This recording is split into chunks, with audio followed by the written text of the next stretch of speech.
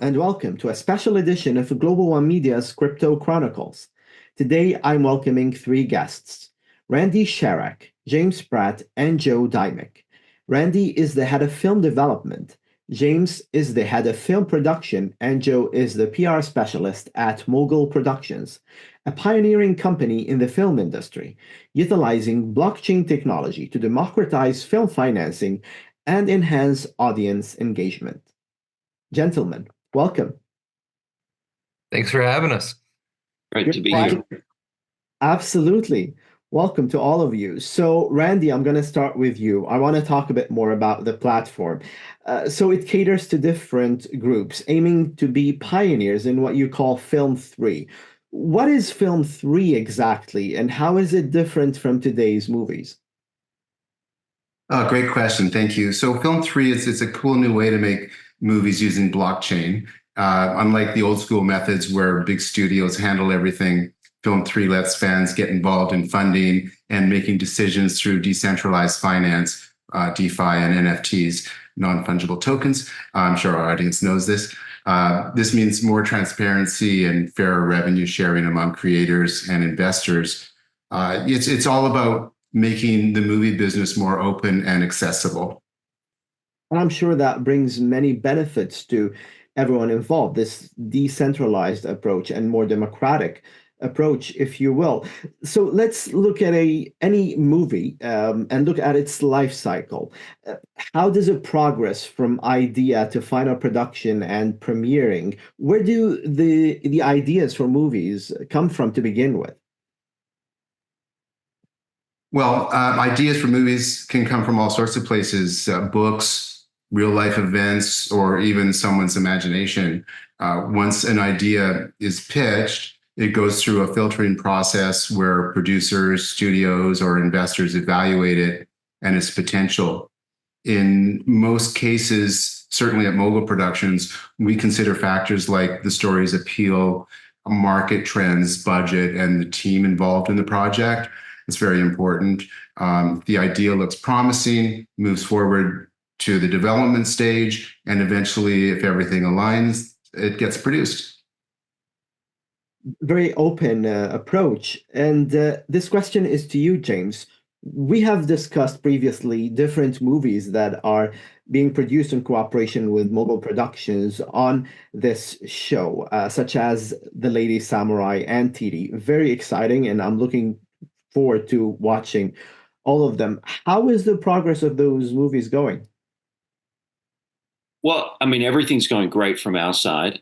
Just to sort of put them in different categories, you do have films in different stages. So, for example, a film that's on the platform like Clutch, which is in post-production, that's already been shot. It's in the edit suite. That's an exciting time as well.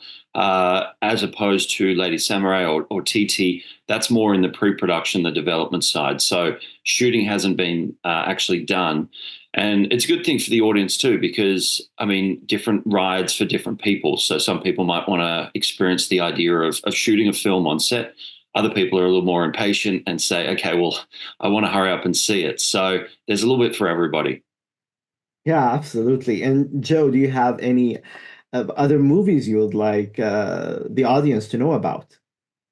Yeah, I mean, it's good timing to be doing this interview now because we are about to really start ramping up our film campaigns because, you know, our Mogul token's launching this Friday. The first campaign in our roadmap is actually City of Dreams, which is from the executive producers of the, you know, wildly successful Sound of Freedom. Similar subject matter for City of Dreams. It's focused on kind of bringing awareness to human trafficking and stuff. So our campaign there will actually raise some money to combat and raise awareness for human trafficking. But I mean, we have a really solid lineup of movies. I know James mentioned some City of Dreams. We have Lady Samurai, Clutch.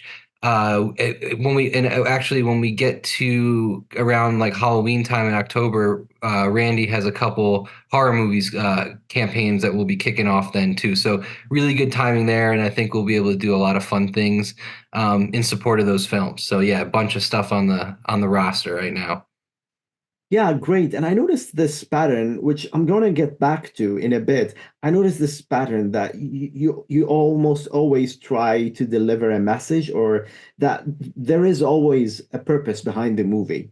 There is a deep meaning, a profound meaning you're trying to tell to the audience. And I'm going to get back to you on that. But before that, Randy, I want to ask you and get back to the life cycle of the movie. So you filtered the ideas now from possibly from different sources. Once you've decided on an idea and a script, what is the next step?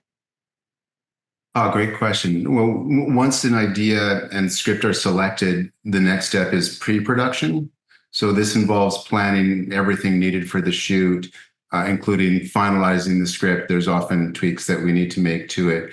And casting the actors, of course, scouting and securing locations, designing sets, and assembling the crew. But I use a lot of the same crew for most of my films, and so that part is, for me anyway, is pretty much pre-known. Budgeting and scheduling are also crucial at this stage to ensure everything is ready for the actual filming. Very collaborative process. And James, I know that Randy touched on this in previously, but can anyone actually come up with a creative idea and produce a movie on your platform? There is a lot of opportunities on the platform, yes. But in principle, keeping in mind there's still got to be just some parameters. For example, if someone's sending a project in to Randy for head of development, keeping in mind a project that has a little bit more of the pieces put together, such as a director attached or the script is completed and an actor attached, that's a little bit more appealing than, say, someone that emails perhaps an idea in and says, hey, my friend's cat is really funny. You should do a story on that. So there's a little bit of a difference between, just an idea. But in principle, yes, Mogul wants to help everybody, bring their dream to life. Which is really good. But yes, of course, the idea has to be mature enough and has to be able to be moved forward in the production process. And how can users vote on movies and invest in their development? Well, that's alluding to what Randy was talking about with the obviously the Film3 side that we're moving into. Obviously, by using the blockchain, we're unlocking a whole new way of people to be able to, first of all, have a community. So to be able to obviously vote on films, whether you're the film lover, whether you're the film investor, the opportunity now for you to invest. It is actually very tricky at the moment for both those things if you break it down in the current climate. So if you're someone who's interested in films, it's hard for you to say, tell a streamer or a studio what to make. But that's what we obviously want to bridge the gap. And also just with the investor as well, that's a very tricky mind to navigate at the moment. And I mean, the transparency of blockchain is, I think, going to be revolutionary. Yeah, and this is a new model. Again, very innovative, of course. It's still new, though. And over time, let's discuss the patterns here. Over time, have you seen more people seeking alternative financing platforms like Mogul Production for filmmaking? Yeah, it's actually a really good point because I know Joe and Randy here, they'll also have stories where obviously the climate at the moment in Hollywood is very tricky. This year, the last sort of 6 months, you've seen a lot more people needing finance for productions. However, the traditional way of getting it is very much like either a gatekeeper or it's very much a lot of no's before yeses. So at the moment, to answer your question, we do want to really push into that boundary of providing people an opportunity to be able to fund their projects because the climate is very tough at the moment, and that's a niche we want to fill. Yes, and I'm not sure who's the best person to answer this question, but how are you dealing with this climate, addressing those challenges? Do you like to answer this, James?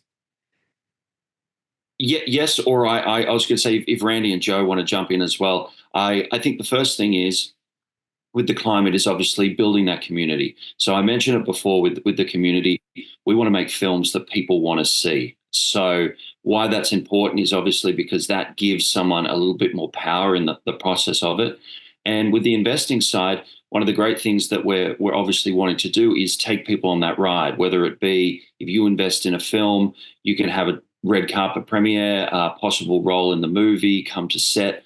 These things that really bridge the gap when a traditional funding of a film would be someone cuts a check, let's say in Wall Street, 2 years later, they get invited to a premiere and hopefully they make their money back.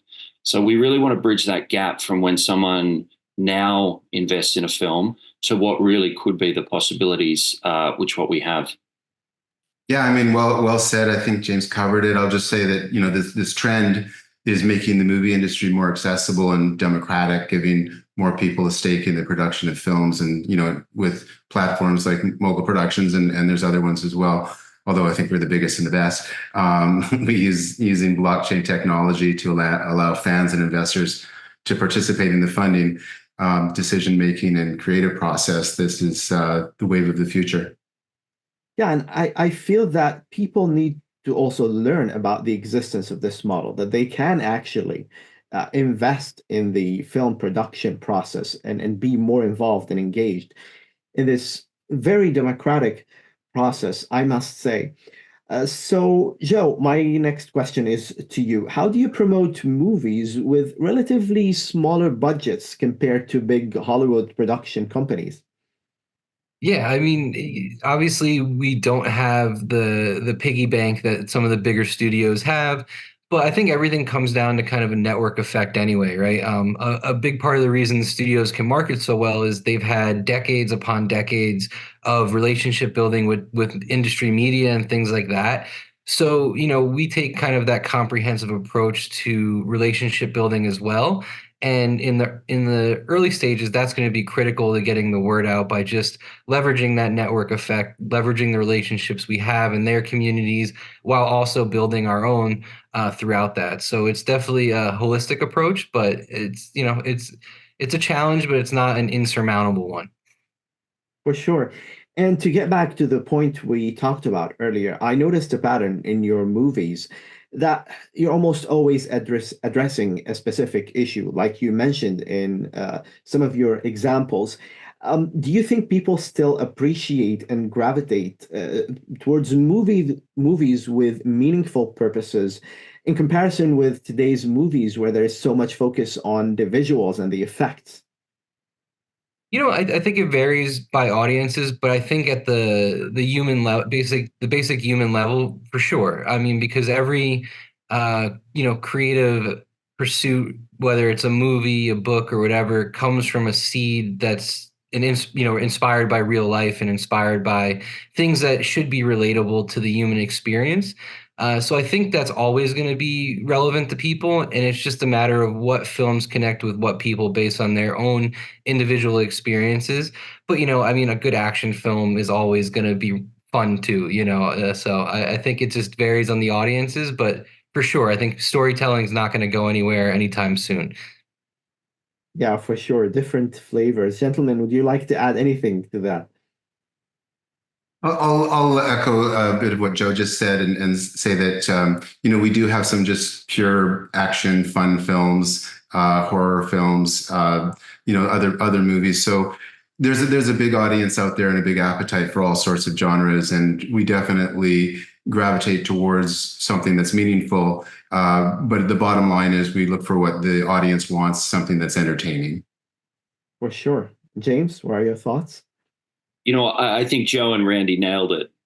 Great job. Yeah, absolutely. And I agree, different flavors, and also when the movie is more relatable, then the emotional impact and resonance tends to be big as well. So I thank the three of you. Thank you so much for all of those insights and letting us know more about your platform, Mogul Productions. Very nice to talk to the three of you, and hopefully we'll see you again very soon. Cool. Thank you for having us. Thank you very much. Thank you.